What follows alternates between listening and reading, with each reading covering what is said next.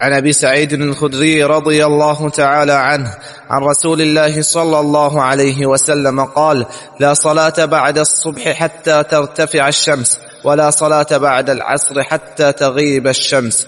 قال المصنف رحمه الله: وفي الباب عن علي بن أبي طالب وعبد الله بن مسعود وعبد الله بن عمر وعبد الله بن عمرو بن العاص وأبي هريرة وسمرة بن الجندب وسلمة بن الأكوع وزيد بن ثابت ومعاذ بن عفراء ومعاذ بن جبل وكعب بن مرة وأبي أمامة الباهلي وعمرو بن عنبسة السلمي وعائشة رضي الله عنهم والصنابحي ولم يسمع من النبي صلى الله علیہ وسلم. رواہ البخاری.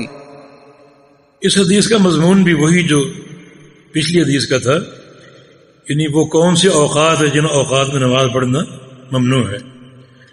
اور یہ روایت ابو سعید خدری رضی اللہ عنہ کی ہے. اس کے راوی ہیں ابو سعید، ان کی کنیت ہے اور اس کنیت سے یہ معروف تھے.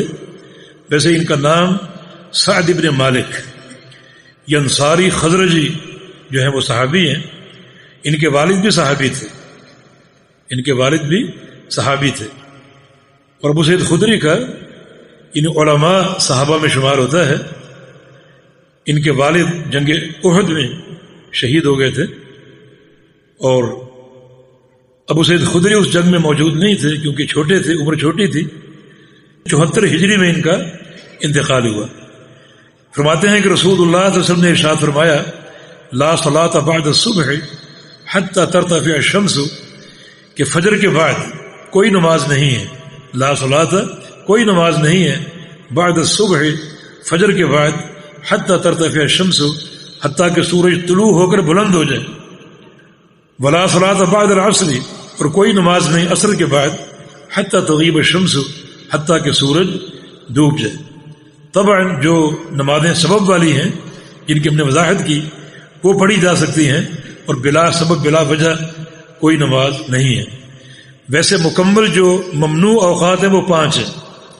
ان احادیث میں 2 بیان ہوئے ہیں، عصر کے بعد اور فجر کے بعد، لیکن ٹوٹل جو ممنوع اوقات ہیں وہ 5 ہیں. ایک عین سورج کے طلوع ہوتے وقت، دوسرا عین سورج کے غروب ہوتے وقت. رسول اللہ صلی اللہ علیہ وسلم کا فرمان ہے کہ جو سورج کا طلوع ہونا اور غروب ہونا بین قرنی شیطان، یہ شیطان کی 2 سینگوں کے بیچ غروب ہوتا ہے. اس وقت جو عباد الشیطان ہیں، جو شیطان کی پوجا کرتے ہیں، اس وقت وہ اس کو سجدہ کر رہے ہوتے ہیں. سورج کے طلوع ہوتے وقت اور سورج کے غروب ہوتے وقت، اس وقت اگر آپ نماز پڑھیں گے یہ عباد الشیطان کے ساتھ تشبہ ہوگا. ان کے تشبہ سے روکنے کے لیے رسول اللہ صلی اللہ علیہ وسلم نے ان 3 اوقات میں نماز کو ناجائز جو ہے وہ فرمایا. ایک عین سورج کے طلوع ہوتے وقت، جب وہ طلوع ہو کر بلند ہو جائے پھر نماز پڑھو. دوسرا عین سورج کے غروب ہوتے وقت، جب وہ مکمل غروب ہو جائے پھر نماز پڑھو.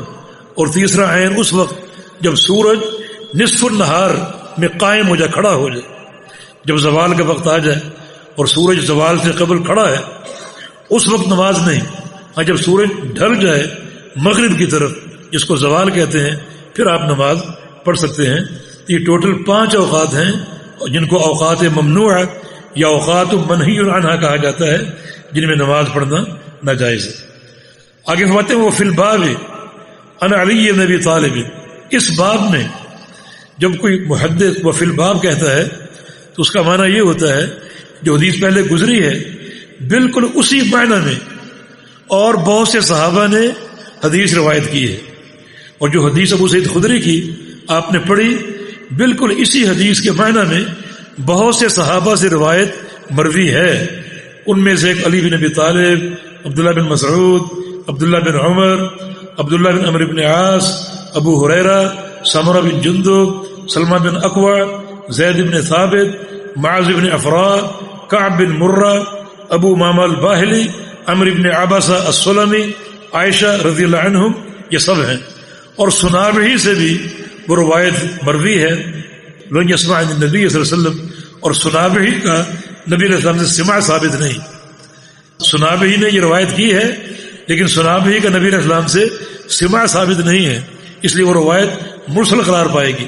لیکن جو کہ اس معنی میں بے شمار روایتیں موجود ہیں اور مرسل کی تائید اگر کسی متصل یا دوسری مرسل سے ہو جائے تو مرسل بھی قابل حجت ہوتی ہے، اس لیے محدثین نے سنابی کی روایت کا بھی ذکر فرما دیا. جی.